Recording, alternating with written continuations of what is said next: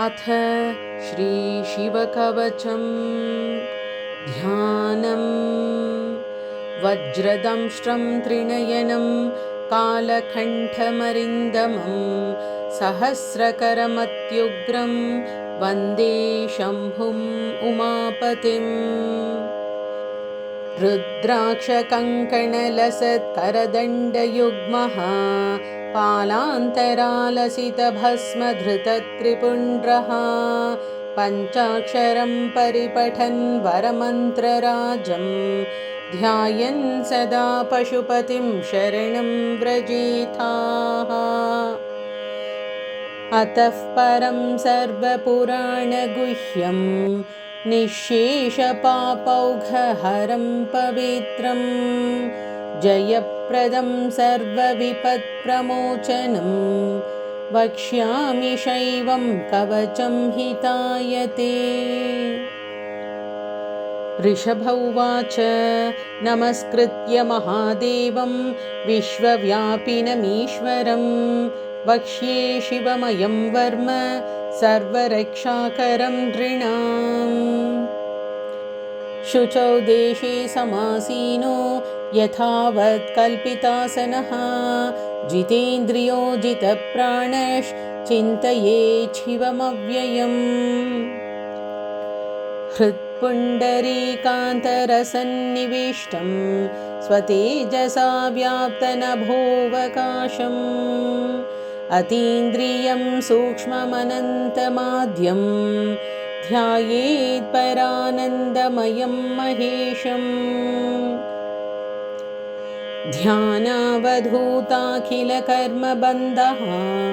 चिरं चिदानन्दनिमग्नचेतः षडक्षरन्याससमाहितात्मा शैवेन कुर्यात् कवचेन रक्षाम्। मां पातु देवोऽखिलदेवतात्मा संसारकूपे पतितं गभीरे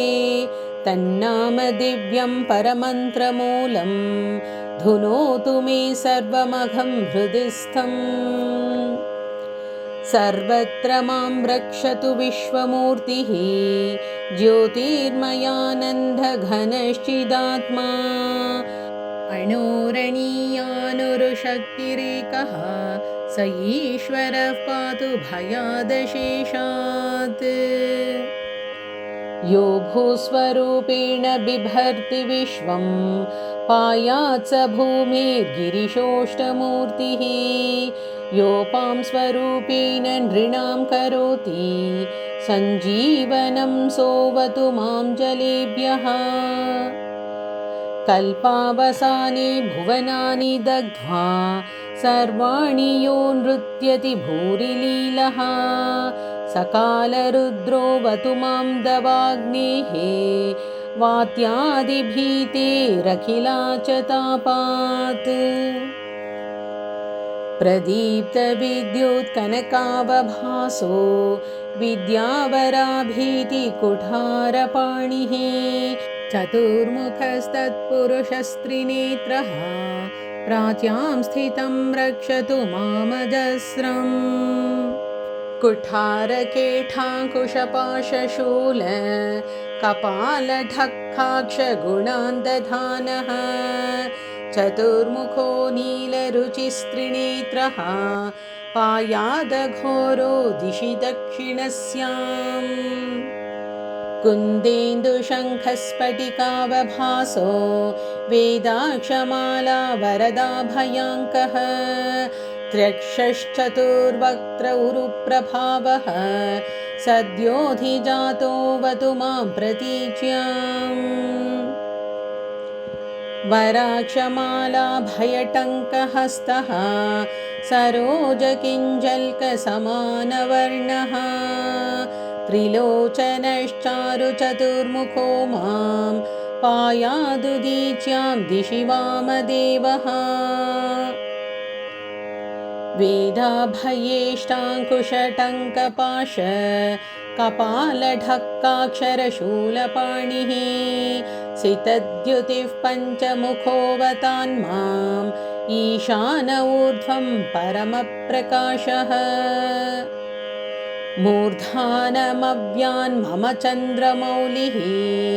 फालं ममाव्याधत भालनेत्रः नेत्रे ममाव्याद्भयनेत्रहारी नासां सदा रक्षतु विश्वनाथः पायाच्छ्रुति मे श्रुतिगीतकीर्तिः कपोलमव्यात् सततं कपाली वक्त्रं सदा रक्षतु पञ्चवक्त्रः जिह्वां सदा रक्षतु वेदजिह्वः कण्ठं गिरीशोऽवतु नीलकण्ठः पाणिद्वयं पातु पिनाकपाणिः धूर्मूलमव्यान् मम धर्मबाहुः वक्षस्थलं दक्षमकान्तकोऽव्यात् ममोदरं पातु गिरीन्द्रधन्वा मध्यं ममाव्यान् मदनान्तकारी हेरम्बतातो मम पातु नाभिं पायात् कटिं धुर्झटिरीश्वरो मे ऊरुद्वयं पातु कुबेरमित्रः जानुद्वयं मे जगदीश्वरो व्यात् जङ्घायुगं पुङ्गवकेतुरव्यात् पादौ ममाव्यात् सुरवन्द्यपादः महेश्वरः पातु दिनादिया मे मां मध्ययामेवतु वामदेवः त्रिलोचनः पातु तृतीयया मे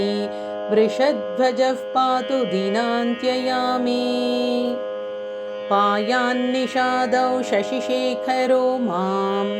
गङ्गाधरो रक्षतु मां निशीथे गौरीपतिः पातु निशावसाने मृत्युञ्जयो रक्षतु सर्वकालम्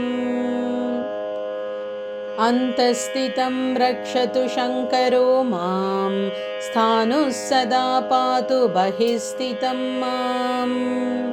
तदन्तरे पातु पतिः पशूनां सदाशिवो रक्षतु मां समन्तात्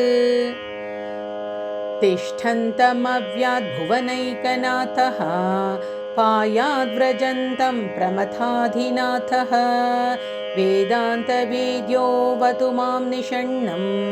मामव्ययः पातु शिवः शयानम् मार्गेषु मां रक्षतु नीलकण्ठः शैलादिदुर्गेषु पुरत्रयारिः अरण्यवासादिमहाप्रवासे पायान् मृगव्याध उदारशक्तिः कल्पान्तकालोग्रपटुप्रकोप स्फुटाटहासोच्चलिताण्डकोशः घोरारिसेनार्णवदुर्निवार महाभयाद्रक्षतु वीरभद्रः पत्यश्वमातङ्गघटावरोध सहस्रलक्षायुतकोटिभीषणम् अक्षौहिणीनां शतमाततायिनां छिन्द्यान् मृढे घोरकुटारधारया निहन्तु दस्योन्प्रलयानलार्चिः ज्वलत्त्रिशूलं त्रिपुरान्तकस्य शार्दूलसिंहर्क्षवृकादिहिंस्रान् सन्त्रासयद्विषधनुः पिनाकम् दुःस्वप्नदुःशकुनदुर्गतिदौर्मनस्य दुर्भिक्षदुर्व्यसनदुःसह-दुर्यशांसि उत्पाततापविषभीतिमसद्ग्रहार्तिं व्याधींश्च नाशयतु मे जगतामधीशः दुःस्वप्नदुःशकुनदुर्गतिदौर्मनस्य दुर्भिक्षदुर्व्यसनदुःसह-दुर्यशांसि उत्पाततापविषभीतिमसद्ग्रहार्ते व्याधींश्च नाशयतु मे जगतामधीशः ॐ नमो भगवते सदाशिवाय सकलतत्त्वात्मकाय सकलतत्त्वविदुराय सकललोकैककर्त्रे सकललोकैकभर्त्रे सकललोकैकहर्त्रे सकललोकैकगुरवे सकललोकैकसाक्षिणे सकलनिगमगुह्याय सकलवरप्रदाय सकलदुरितार्तिभञ्जनाय सकलजगद्भयङ्कराय सकललोकैकशङ्कराय शशाङ्कशेखराय शाश्वतनिजावासाय निर्गुणाय निरुपमाय निरूपाय निराभासाय निरामयाय निष्प्रपञ्चाय निष्कलङ्काय निर्द्वन्द्वाय निस्सङ्गाय निर्मलाय निर्गमाय नित्यरूपविभवाय निरुपमविभवाय निराधाराय नित्यशुद्धबुद्धपरिपूर्णसच्चिदानन्दाद्वयाय परमशान्तप्रकाशतेजोरूपाय जय जय महारुद्र महारौद्र भद्रावतार दुःखधावदारण महाभैरव कालभैरव कल्पान्तभैरव कपालमालाधर खट्वाङ्गखड्गचर्मपाशाङ्कुशडमरुशूलचापबाण गदाशक्तिभिण्डिपाल तोमरमुसलमुद्गरपट्टिशपरशुपरिघ भुषुण्डिशतघ्निचक्राद्यायुधभीषणकर सहस्रमुख दंष्ट्राकरालवदन विकटाटहास विस्फरितब्रह्मामण्डल नागेन्द्रकुण्डल नागेन्द्रहार नागेन्द्रवलय नागेन्द्रचर्मधर मृत्युञ्जय त्रयम्बक त्रिपुरान्तक विरूपाक्ष विश्वेश्वर विश्वरूप वृषभवाहन विषभूषण विश्वतोमुख सर्वतोमुख मां रक्ष रक्ष ज्वल ज्वल प्रज्वल महामृत्युभय अपमृत्युभयं नाशय नाशय रोगभयमृत्सादयोत्सादय विषसर्पभयं शमय शमय चोरभयं मारय मारय मम शत्रुनुच्चाटयोन्नुच्चाटय शूलेन विदारय विदारय कुठारेण भिन्धि भिन्धि खड्गेन छिन्धि छिन्धि खट्वाङ्गेन विपोथय विपोथय मुसलेन निष्पेषय निष्पेषय बाणैः सन्ताडय सन्ताडय रक्षांसि भीषय भीषय भूतानि विद्रावय विद्रावय कूष्माण्डवेतालमारीगणब्रह्मराक्षसान् सन्त्रासय सन्त्रासय ममाभयं कुरु कुरु वित्रस्तं मामाश्वासय श्वासय नरकभयान् मामुद्धारयोद्धारय सञ्जीव सञ्जीवय शत्रुभ्यां मामाप्याययाप्यायय दुःखातुरं मामानन्दयानन्दय शिवकवचेन मामाच्छादयाच्छादय हर हर मृत्युञ्जय त्रयम्बक सदाशिव परमशिव नमस्ते नमस्ते नमस्ते नमः। ऋषभ उवाच इत्येतत् कवचं शैवं वरदं व्याहृतं मया सर्वबाधाप्रशमनं रहस्यं सर्वदेहिनां यः सदा धारयेन्मर्त्यशैवं कवचमुत्तमं न तस्य जायते क्वापि भयं शम्भोरनुग्रहात् क्षीणायोर्मृत्युमापन्नो महारोगहतोऽपि वा सद्यः सुखमवाप्नोति दीर्घमायुश्च विन्दति सर्वदारिद्र्यशमनं सौमङ्गल्याविवर्धनं यो धत्ते कवचं शैवं स देवैरपि पूज्यते महापातकसङ्घातैर्मुच्यते चोपपातकैः देहान्ते शिवमाप्नोति शिववर्मानुभावतः त्वमपि श्रद्धया वत्स शैवं कवचमुत्तमं धारयस्व मया दत्तं सद्यः श्रेयो ह्यवाप्स्यसि सूत उवाच इत्युक्त्वा ऋषभो योगी तस्मै पार्थिवसूनवे ददौ शङ्खं महारावं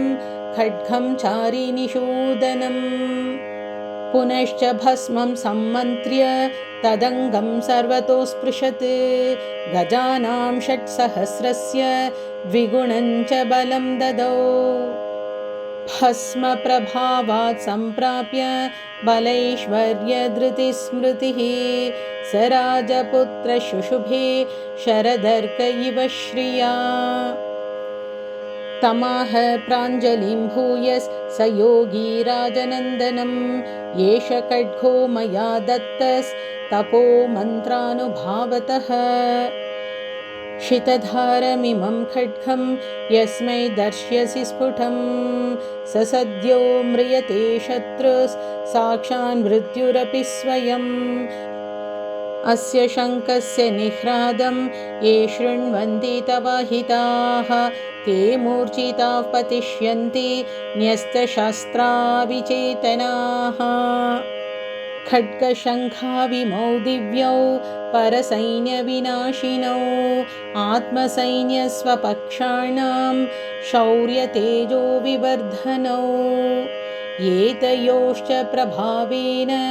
शैवेन कवचेन च 2,600 बलेन महतापि च भस्मधारणसामर्थ्यात् शत्रुसैन्यं विजेष्यसि प्राप्य सिंहासनं पैत्र्यं गोप्तासि पृथिवीमिमाम् इति भद्रायुषं सम्यगनुशास्य समातृकं ताभ्यां सम्पूजितः सोऽथ योगी स्वैर्गतिर्ययौ इति श्रीस्कान्दे महापुराणे तृतीये ब्रह्मोत्तरकाण्डे शिवकवचकथनं नाम 12 अध्यायः।